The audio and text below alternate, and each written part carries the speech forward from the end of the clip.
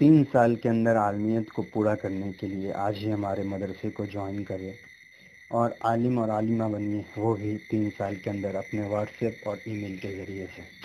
مولاي صل وسلم دائما ابدا على حبيب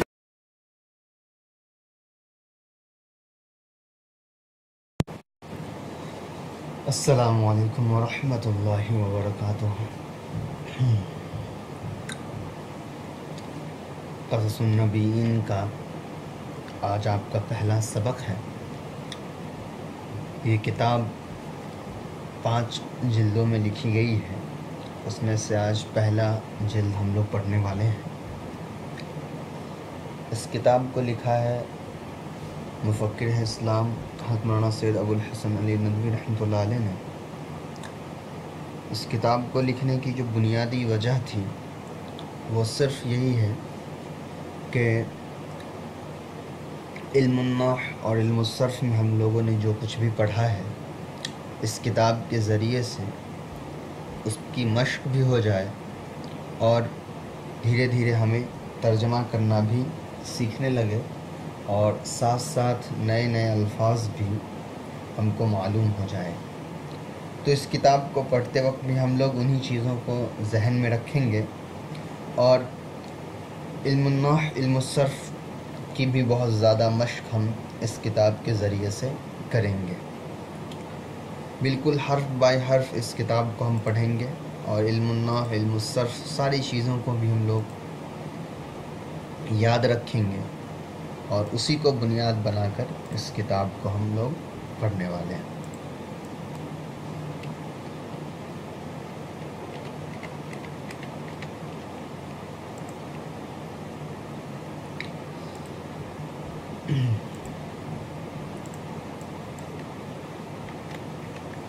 سب سے پہلے اوپر لکھا ہوا ہے بسم اللہ الرحمن الرحیم۔ کوئی بھی کتاب شروع کرنے سے پہلے جو چیزیں آپ کو بتائی گئی تھیں اس کو ایک بار آپ پڑھ لیں، میں پھر بتا دیتا ہوں۔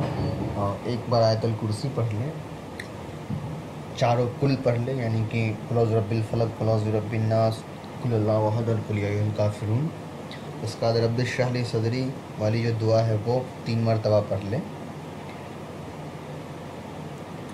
اس کے بعد ہی اس کتاب کو شروع کریں۔ ایک اور بات یہ، اب قصص النبیین کی جتنی بھی ویڈیوز اب آپ کو جائیں گی وہ بہت زیادہ اہم ہوگی اور بالکل بھی 1 سیکنڈ کے لیے بھی آپ اس کے ایک بھی ویڈیو کو اسکپ نہ کریں۔ 1 سیکنڈ کے لیے بھی جو چیزیں جیسی پڑھائی جائے آپ ویسے ہی اس کو یاد رکھیں، ویسے ہی اس کو سمجھنے کی پوری کوشش کریں۔ بہت ساری چیزیں اس ویڈیو میں ایسی آپ کو ملیں گی اس کتاب میں جو آپ نے علم النحو علم الصرف میں پڑھا ہی نہیں ہے، تو اس کو بھی جو بات بتائی جائے خاص طور پہ یاد کرنے کی وہ یاد رکھے۔ جو چیزیں آپ کو لگے کہ لکھ لینا چاہیے، اس کی جو کاپی ہے اس میں آپ لکھ لیں گے۔ اس کے بعد میں بھی کوشش کروں گا کہ نوٹس کے اندر بہت ساری چیزیں جو چھوٹ جاتی ہیں وہ میں آپ کو دے دیا کروں۔ تو چلیے اس کتاب کو ہم شروع کرتے ہیں۔ سب سے پہلا جو ٹاپک لکھا ہے، جو چیپٹر کا جو نام لکھا ہے وہ ہے، یہ پہلا چیپٹر ہے من کسر الاصنام۔ اس میں کسی پر بھی کوئی اعراب نہیں لگا ہوا ہے۔ آپ نے علم النحو میں پڑھا تھا کہ من اور ما اسم موصول میں ہم لوگوں نے پڑھا تھا کہ من اور ما کیا ہے، اسم موصول میں سے ہے۔ لیکن وہیں پر میں نے آپ کو ایک بات بتائی تھی کہ جس من کے بعد یہ کوشچن مارک آ جاتا ہے اس کا مطلب یہ ہوتا ہے کہ وہ جو من ہے وہ اس میں موصول نہیں ہے بلکہ سوال کے لیے ہے۔ تو یہاں پر جو من ہے وہ سوال کے لیے، ہم کیسے جان گئے؟ کیونکہ اس کی جملے کے آخر میں یہ کوشچن مارک لگا ہوا ہے۔ یہ تبھی لگتا ہے کسی جملے کے آخر میں جب وہ جملہ جو ہوتا ہے وہ سوال ہوتا ہے۔ دوسری چیز میں نے پھر بتائی تھی کہ جو من اس میں موصول ہوتا ہے وہ جملے کے سٹارٹنگ میں نہیں آتا ہے، شروع میں نہیں آتا ہے بلکہ درمیان میں آتا ہے۔ اس سے پہلے بھی کچھ لکھا ہوتا ہے، اس کے بعد بھی کچھ لکھا ہوتا ہے، بیچ میں وہ آتا ہے، تو اس کو کہا جاتا ہے یہ من جو ہے وہ اس میں موصول والا ہے۔ لیکن یہاں پر من سے ہی اسٹارٹ ہوا ہے، اسی لیے ہرگز اس میں موصول نہیں ہو سکتا بلکہ یہ من جو ہے یہ سوال کے لیے ہے۔ اس کے بعد کسر، और अल-असनाम। तो ये कसरा जो है ये आपका फ़ेल है। अब ये फ़ेल क्यों है, मैं कैसे जान गया कि ये फ़ेल है? तो आप देखिए कि इसके ऊपर कोई भी ऐसी अलामत नहीं लगी हुई है जो इस्म की होती।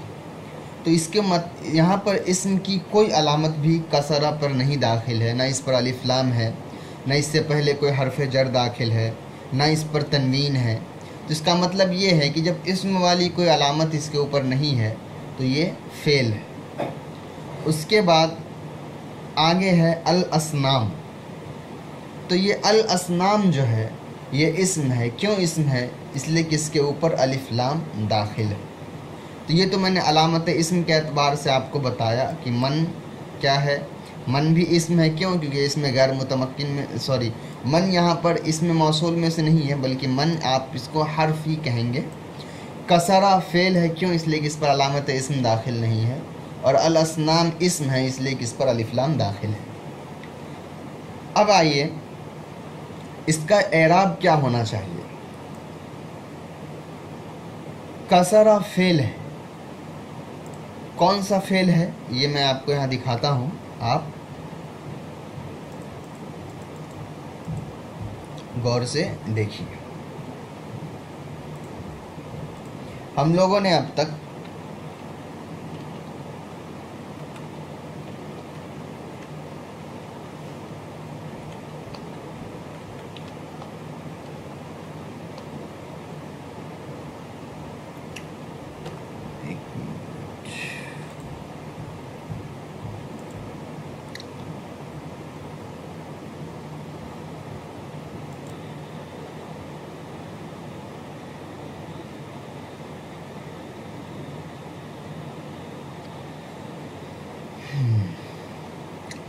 तो मैंने यहाँ पर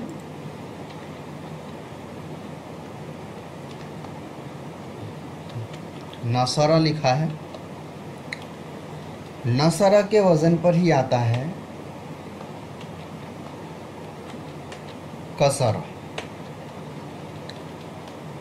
ठीक है, वज़न आपको मालूम है कि वज़न क्या होता है। फ़ा की जगह क्या है, फ़ा कलिमे की जगह क्या है, आइन कलिमे की जगह क्या है और लाम कलिमे की जगह क्या है। तो कसरा का फ़ा आइन लाम कलिमा क्या होगा? फ़ा कलिमा काफ होगा,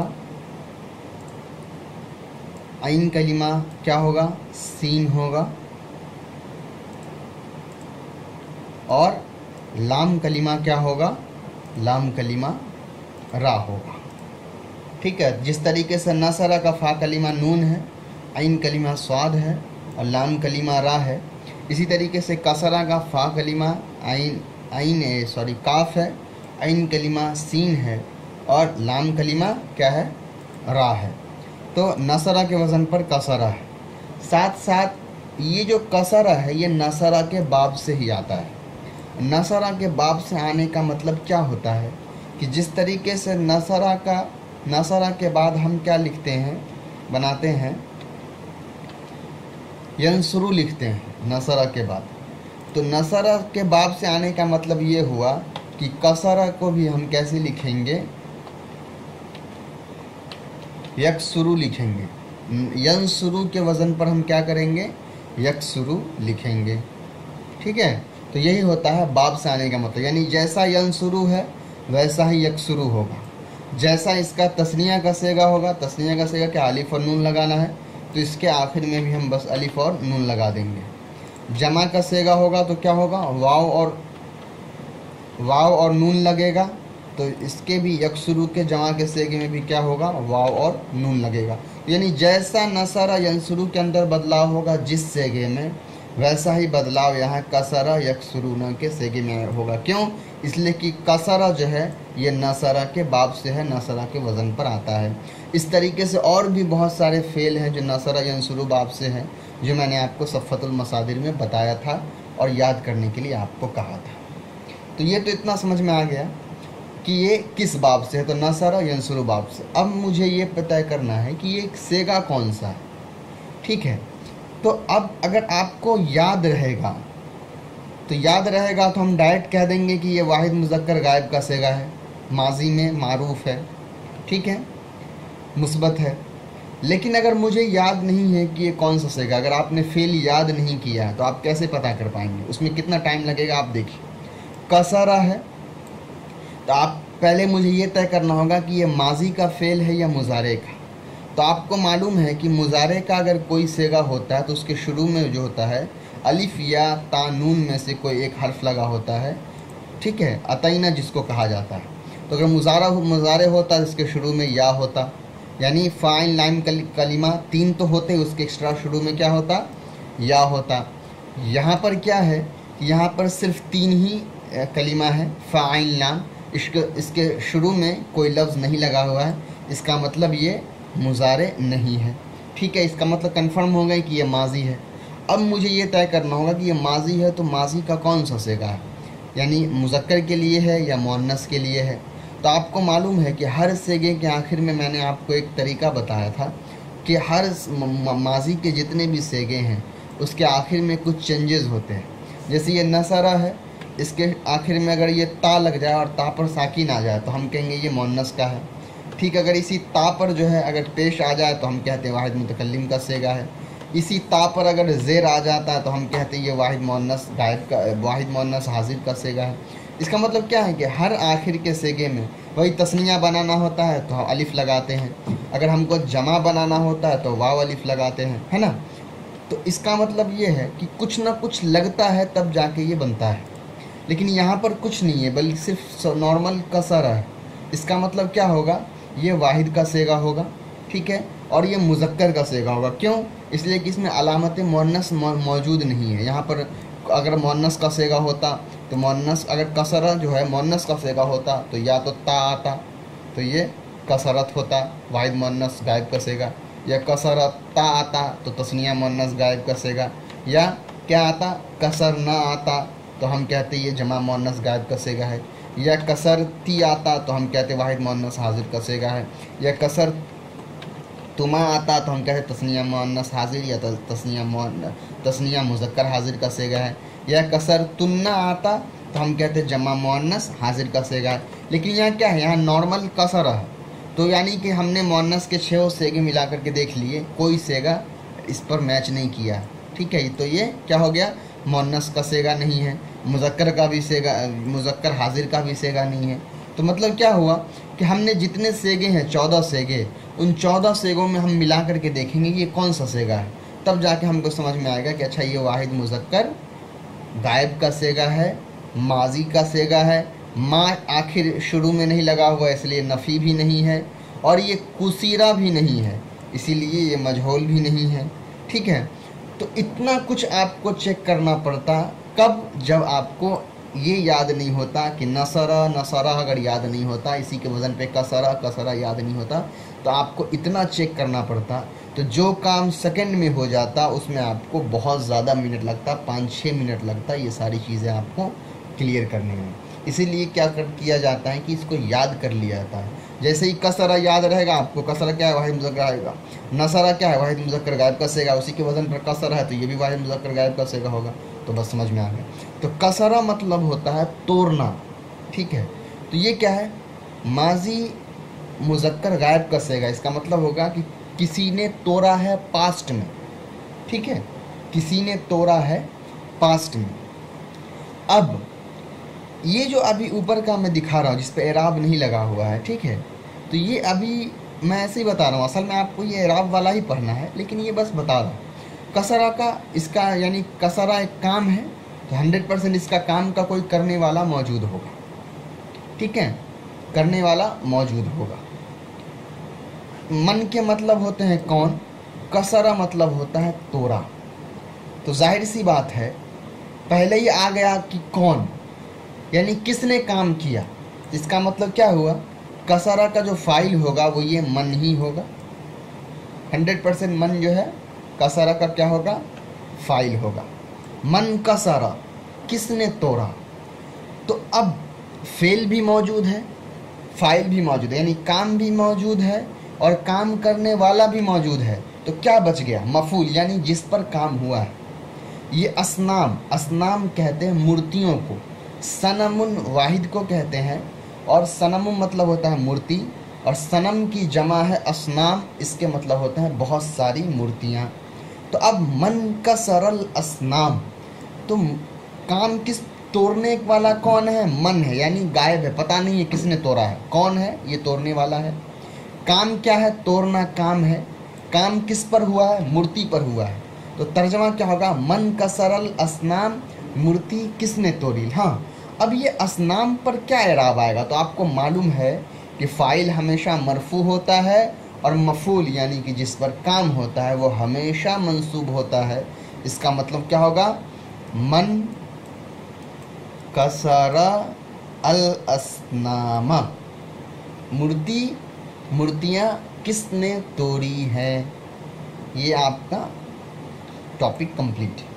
ठीक, अब देखिए ये है बाइउल असनाम। ठीक है, इस पर इराब नहीं लगा हुआ है, मैं आपको बता दे रहा हूँ। बाइउल असनाम, बाए मतलब बा यबीउ बैअन फेल है, यह भी आपको समझ में नहीं आएगा, आगे समझेंगे, बस आप याद रखें। बाइउ मतलब होता है बेचने वाला। बालिफ ज़बर बा, हमज़ा पर कसरा होता है और आइन पर पेश होता है। बाइउ मतलब होता है बेचने वाला। तो असल में बाइउन होता है, लेकिन यहाँ पर क्या है, ये मुज़ाफ बन रहा है। मुज़ाफ पर आपको मालूम है कि अलिफ लाम और तनवीन कभी नहीं आती है, तो क्या होगा? सिर्फ एक पेश से काम चलाना होगा। और मुज़ाफ इलैह क्या होता है? हमेशा मजरूर होता है। क्यों? मजरूरात में हमने पढ़ा था, दो हमेशा मजरूर होता है उस पर, यानी हमेशा उस पर कसरा आता है। एक जिस पर हरफ जर दाखिल हो, दूसरा जो मुज़ाफ हो। तो बायो मुज़ाफ है और अल असनाम मुज़ाफ इलैह है। सॉरी, जिस पर जो मुज़ाफ इलैह होता है उस पर हमेशा कसरा आता है। तो बायो मुज़ाफ है, अल असनाम मुज़ाफ इलैह है, इसीलिए इस पर हमेशा क्या होगा? कसरा होगा। तो मैंने लगा दिया यहाँ पर मीम के आखिर में कसरा। अब देखिए दो चीज़ें आपने यहाँ पर सीखा। क्या? मुज़ाफ पर कभी भी अलिफ लाम और तनवीन नहीं आती है, और मुज़ाफ इलैह हमेशा मजरूर होता है, उस पर हमेशा कसरा होता है। ठीक, बायुल असनाम मतलब होता है, सनमुन की जमा असनाम मतलब मूर्तियाँ। बाय मतलब होता है बेचने वाला। तो बाय मतलब क्या हुआ? मूर्तियों को बेच। मुज़ाफ इलैह का तर्जुमा हम कैसे करते हैं? काके की से करते हैं, आपको मालूम है। जैसे गुलामु ज़ैदीन, ज़ैद का गुलाम, कलमु ज़ैदीन, ज़ैद का कलम। तो ऐसे ही बायुल असनाम मूर्तियों का बेचने वाला। यहाँ तक आपका मुकम्मल हो गया। अब देखिए यहाँ से आपको पढ़ना है, क़ब्ला अय्यामिन कसीरतिन कसीरतिन जिद्दा। क़ब्ला पर क्या है? ज़बर लगा हुआ है, यानी कि मंसूब है। आपको मालूम है कि हमेशा किस पर मंसूब? हमेशा जिस पर फ़तहा होता है वो मंसूबात में से होता है। यानी मंसूबात जो हमने चैप्टर पढ़ा है उसमें हमने क्या पढ़ा था कि ऐसे फेल होंगे जो क्या होगा? जिस पर हमेशा फ़तहा होता है, ज़बर होता है, वो मंसूबात में से होते हैं। तो यहाँ पर क़ब्ला पर फ़तहा है, तो हमको चेक करना होगा क़ब्ला पर फ़तहा क्यों आया है, क़ब्ला पर फ़तहा क्यों। क़ब्ला का पहले तर्जुमा समझ लीजिए। क़ब्ला मतलब होता है पहले। ठीक है, तो क़ब्ला क्या है? आप मंसूबात हमने पढ़ा था कि मंसूबात यानी वो ऐसी इस्म जिस पर हमेशा फ़तहा होता है, ज़बर होता है, वो मंसूबात में से आता है। क़ब्ला पर फ़तहा लगा हुआ है, तो हमको पता करना होगा ये क़ब्ला पर फ़तहा क्यों है। तो अब आपको मैंने मंसूबात जो पढ़ाया था उसको आप चेक करना शुरू करिए। मंसूबात, उसके लिए चेक करने के लिए क्या करना है मैं आपको बताता हूँ। नॉर्मल किताब ओपन करेंगे हम,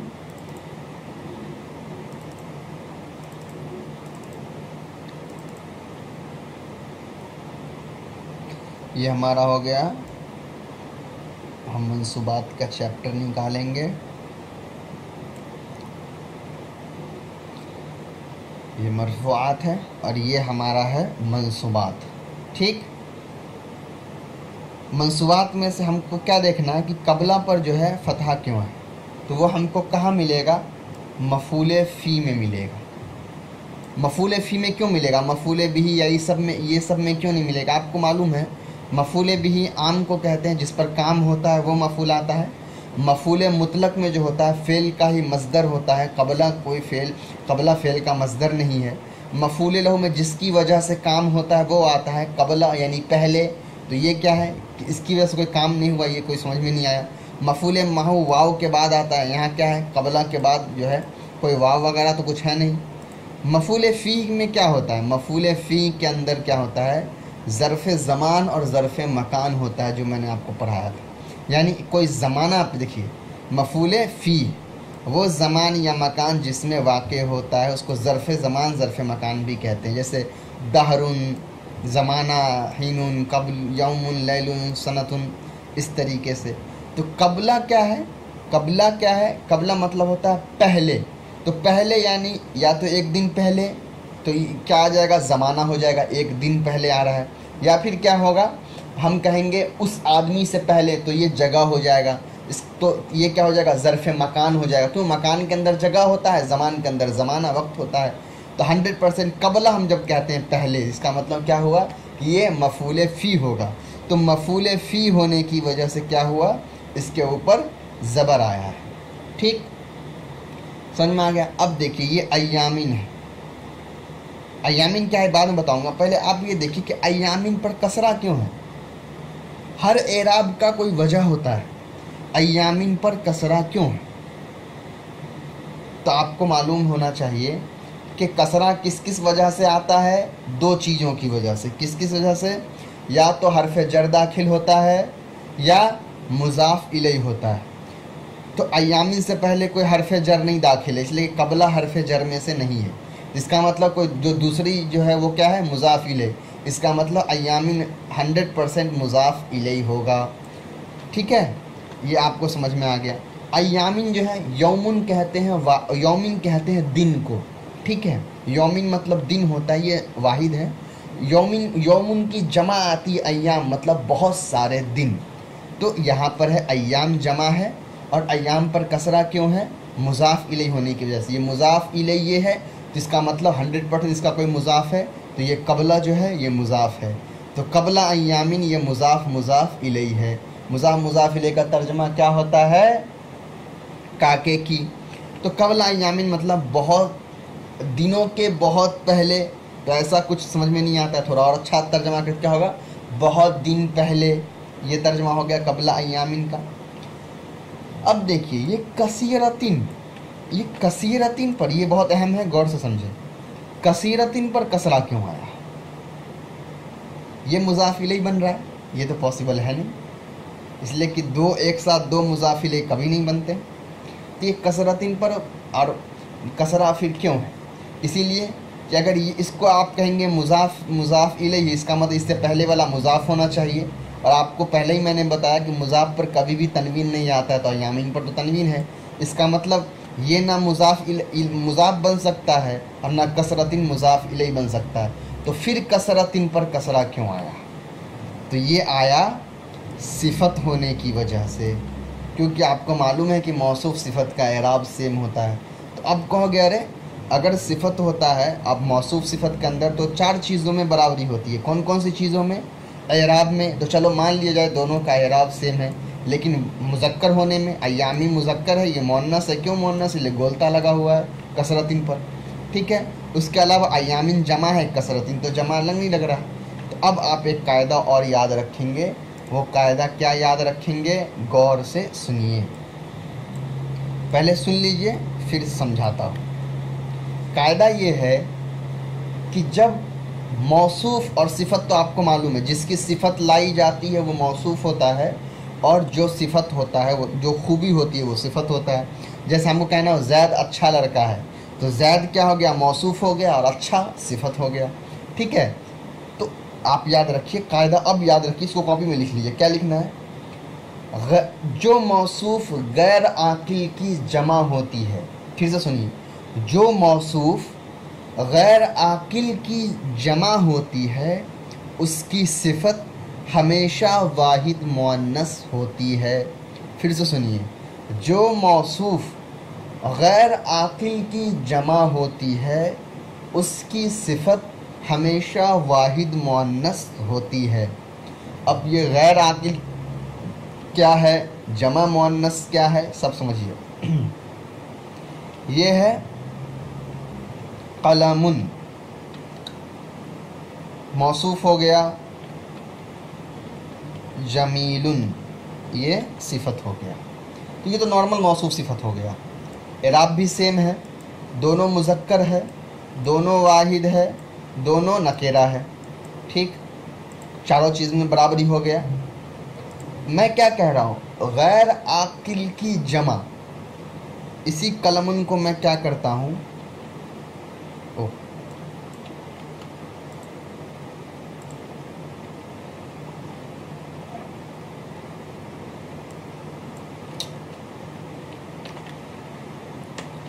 अकलाम लिखता हूँ। अकलाम कलमुन की जमा है, ठीक है, कलमुन की जमा, ये अकलाम है। आपने पढ़ा गैर आकिल, गैर आकिल कहते हैं गैर जानदार चीज़ों को, जिसके अंदर अक्ल नहीं होता है, रूह नहीं होता है, जो ज़िंदा नहीं होता है। कलम ज़िंदा है? नहीं है, मरा हुआ है, नॉन लिविंग है। क्यों? कलम के अंदर रूह नहीं है, जान नहीं है, इसीलिए कलम क्या होगा, गैर आकिल होगा। ठीक है, तो गैर आकिल की जमा मतलब क्या होगा, कलम की जमा, तो अकलाम है। इसी तरीके से जितनी भी चीज़ें जिसके अंदर जान नहीं है, कलम, कॉपी, टेबल, कुर्सी वगैरह, तो हमने क्या कायदा शुरू में पढ़ा, गैर आकिल की जमा, जो मौसूफ गैर आकिल की जमा हो। अगर जमा नहीं है, वाहिद है, तो कोई दिक्कत नहीं है, तो फिर बराबर रहेगा। लेकिन अगर गैर आकिल जमा आता है, जैसे कलमुन है, तो कोई दिक्कत नहीं है, मौसूफ सिफत बराबर रहेगा एक दूसरे से। लेकिन कलम की जमा अकलाम है और ये गैर आकिल है, तो इसके बारे में हमने क्या पढ़ा है कि इसकी जो सिफत होगी वो हमेशा क्या आएगी, वाहिद मुअन्नस आएगी। गोलता मेरे पास नहीं है इसलिए मैंने ये वाला ता लगा दिया है, ठीक है, लेकिन इसको आप गोलता समझे। अकलामुन जमीलतुन क्या हुआ, कलमुन की जमा अकलामुन है और ये गैर आकिल की जमा है, तो ये मौसूफ है। तो इस मौसूफ की सिफत मैंने क्या लाया, वाहिद मुअन्नस। जमीलतुन क्या है, वाहिद मुअन्नस है, ठीक है। वाहिद क्यों है, इसलिए कि जमा नहीं है, तो लाया। इसी तरीके से एक और हम एग्ज़ाम्पल ले लेते हैं, कलम के अलावा आप कोई और एग्ज़ाम्पल ले लीजिए। जैसे मैं ले लेता हूँ मिफ्ताहुन। मिफ्ताहुन मतलब होता है चाबी, की, खोलने वाला, चाबी। मिफ्ताहुन